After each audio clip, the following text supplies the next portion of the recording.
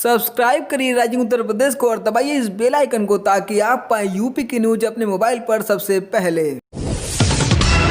राम जन्मभूमि मंदिर निर्माण समिति के अध्यक्ष और पूर्व आईएएस नृपेंद्र मिश्रा अयोध्या पहुंचे। उन्होंने हनुमानगढ़ी में दर्शन पूजन के बाद रामलला के दर्शन किए। बता दें कि आगामी 2 दिनों तक राम मंदिर की नई डिजाइन और निर्माण को लेकर श्री राम जन्मभूमि तीर्थ क्षेत्र ट्रस्ट के पदाधिकारियों व कार्यदायी संस्थाओं के तकनीकी विशेषज्ञों के साथ सर्किट हाउस में बैठक होगी। ट्रस्ट के सचिव चंपत राय ने बताया कि नए डिजाइन के मुताबिक 50 फुट गहरा गड्ढे की खुदाई 15 जनवरी से जारी है। उत्तर प्रदेश विधान परिषद की पिक्चर गैलरी में विनायक दामोदर सावरकर की फोटो लगाए जाने को लेकर सियासत जारी है।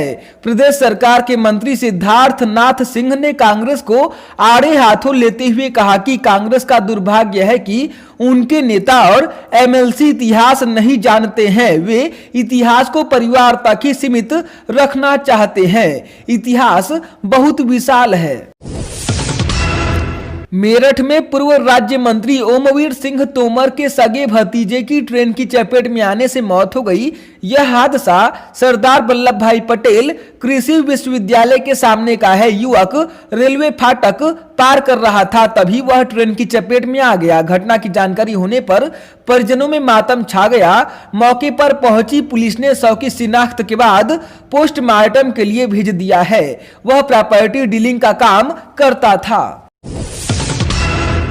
बहुजन समाज पार्टी यानी बसपा सरकार में कैबिनेट मंत्री रहे नसीमुद्दीन सिद्दीकी और राम अचल राजभर को अभी जेल में ही रहना पड़ेगा। एमपी एमएलए कोर्ट में जमानत याचिका पर सुनवाई के बाद जज ने 22 जनवरी तक के लिए फैसला सुरक्षित रख लिया है। बता दें कि एक दिन पहले यानी मंगलवार को संपत्ति कुर्क होने का आदेश और भगोड़ा घोषित होने के बाद कोर्ट में दोनों पूर्व मंत्रियों ने सरेंडर कर दिया था, जहां से कोर्ट ने 14 दिन की न्यायिक हिरासत में जेल भेज दिया था।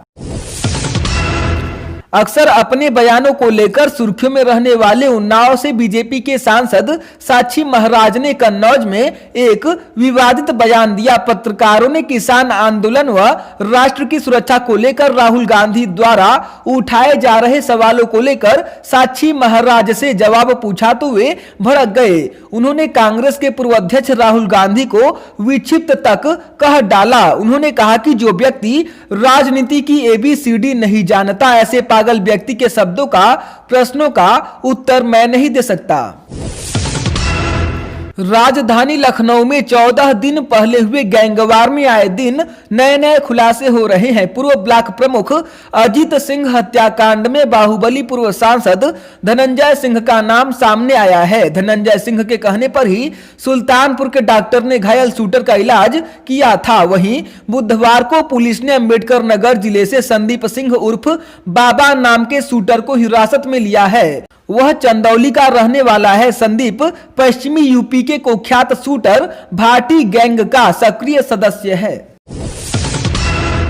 हाथरस के बुलगड़ी गांव की दलित किशोरी के साथ गैंगरेप व उसकी हत्या के प्रकरण में एक आरोपी रामू ने जमानत याचिका दाखिल की थी, जिस पर सुनवाई होनी थी, लेकिन वकीलों की हड़ताल के चलते बहस नहीं हो सकी। कोर्ट अब इस प्रकरण में 29 जनवरी को सुनवाई करेगा। कालाजार बीमारी को लेकर वाराणसी स्थित BHU IIT स्थित स्कूल ऑफ बायोकेमिकल इंजीनियरिंग के वैज्ञानिक प्रोफेसर विकास कुमार दुबे और उनकी टीम ने कालाजार के वैक्सीन के लिए सफल परीक्षण किया है। यह वैक्सीन कालाजार बीमारी की प्रमुख कारक लिसमैनिया परजीवी के खिलाफ संक्रमण की प्रगति को रोक देता है।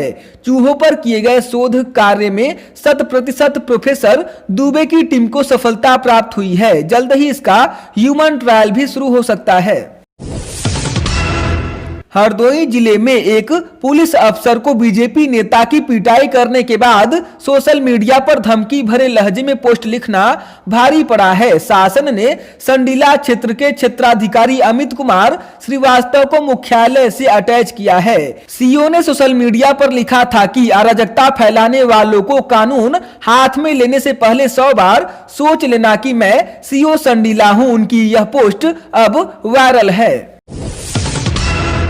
गुरु गोविंद सिंह की जयंती के मौके पर मुख्यमंत्री योगी आदित्यनाथ लखनऊ में यहिमागंज स्थित गुरुद्वारा पहुंचे। उनके साथ उप मुख्यमंत्री दिनेश शर्मा और कानून मंत्री ब्रजेश पाठक भी थे। इस मौके पर योगी ने गुरु ग्रंथ साहिब को मत्था टेका। योगी ने कहा कि यह देश सिख गुरुओं और इस परंपरा में पैदा होने वाले सभी महान बलिदानियों का सदैव कृतज्ञ भाव से सम्मान करेगा। उसी सम्मान को व्यक्त करने के लिए आज फिर से मैं आप सबके बीच आया हूं। पीएम मोदी ने आवास योजना ग्रामीण के तहत प्रदेश के 6,10,000 लोगों को 2,691 करोड़ रुपए की मदद राशि रिलीज की। इसमें 5,30,000 लोगों को पहली किस्त जबकि 80,000 लोगों को दूसरी किस्त जारी की गई। मोदी ने योजना में शामिल 5 लोगों से वीडियो कॉन्फ्रेंसिंग के माध्यम से बात भी की। मोदी ने कहा कि यूपी में योगी सरकार आने से कामकाज का तरीका बदला है। पिछली सरकार ने लोगों को आवास योजना का लाभ नहीं दिया था।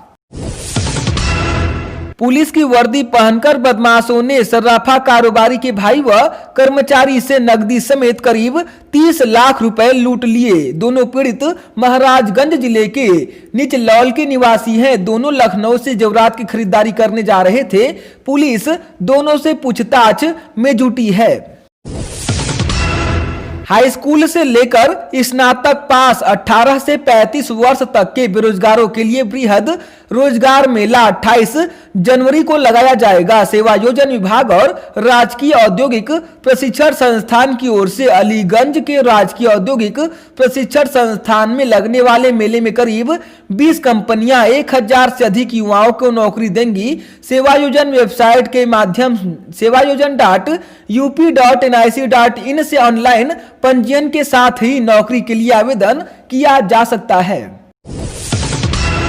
पुल निर्माण में प्रशासनिक मशीनरी एवं जनप्रतिनिधियों की हिला हवाली ग्रामीणों को इस कदर अखरी कि उन्होंने आपस में चंदा एकत्र कर और सरयू नदी पर 50 मीटर लंबा पुल बना दिया। बांस और बल्ली के सहारे से यह पुल कोतवाली नानपारा के तकिया गांव में स्थित है। इससे नानपारा तहसील मुख्यालय पहुंचने की दूरी 35 किलोमीटर से घटकर मात्र 10 किलोमीटर रह गई है। सरयू नदी पर अरसे से पुल की कमी ग्रामीणों को अखर रही थी।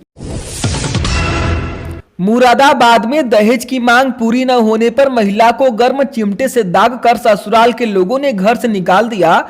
पीड़िता ने जब शिकायत की तो नारी उत्थान केंद्र में समझौते के बाद ससुराल वाले घर ले गए, लेकिन 5 दिन पहले महिला के साथ मारपीट करने के बाद उसे बच्चों के साथ घर से बाहर निकाल दिया।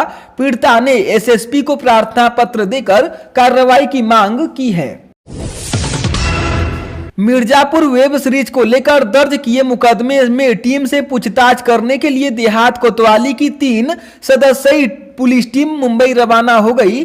टीम वाराणसी एयरपोर्ट से फ्लाइट के जरिए मुंबई पहुंच चुकी है। बुधवार को एक व्यक्ति से इस मामले में पूछताछ भी की गई। हालांकि जिस व्यक्ति से पुलिस ने पूछताछ की वह आरोपित नहीं है। इस मामले में लखनऊ और मिर्जापुर की टीम मुंबई पुलिस के साथ आरोपियों से पूछताछ करेगी। पुलिस टीम में देहात कोतवाल विजय चौरसिया, बरकछा चौकी इंचार्ज आलोक राय और कांस्टेबल विनय राय आदि शामिल हैं।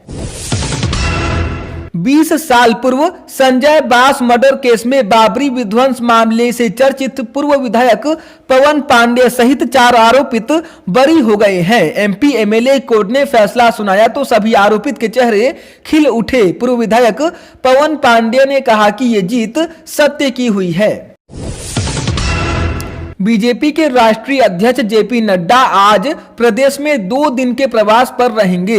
वह जहां चुनावी वर्ष के मद्देनजर मंत्रिमंडल के सदस्यों के साथ बैठक करेंगे, वहीं सांगठनिक बैठकें कर पंचायत चुनाव और मिशन 2022 के लिए रणनीति तैयार करेंगे। सांसदों व विधायकों के साथ बैठकें कर चुनावी तैयारियों पर चर्चा करेंगे। इसके साथ ही कई अन्य महत्वपूर्ण कार्यक्रमों में भी भाग लेंगे। उत्तर प्रदेश विधान परिषद में अपने कम संख्या बल के चलते कई अवसरों पर कमजोर दिखाई देने वाली सत्तारूढ़ भाजपा अब राज्य के इस उच्च सदन में लगातार ताकतवर होती जा रही है। पार्टी के 10 नेताओं का विधान परिषद के लिए निर्विरोध निर्वाचित होना तय हो गया है। सदन में अब तक ताकतवर रही सपा की संख्या बल में और कमी आएगी। इसके बाद आगामी जुलाई में विधान परिषद की 4 और सीटों पर भी भाजपा के सदस्य आ सकते हैं।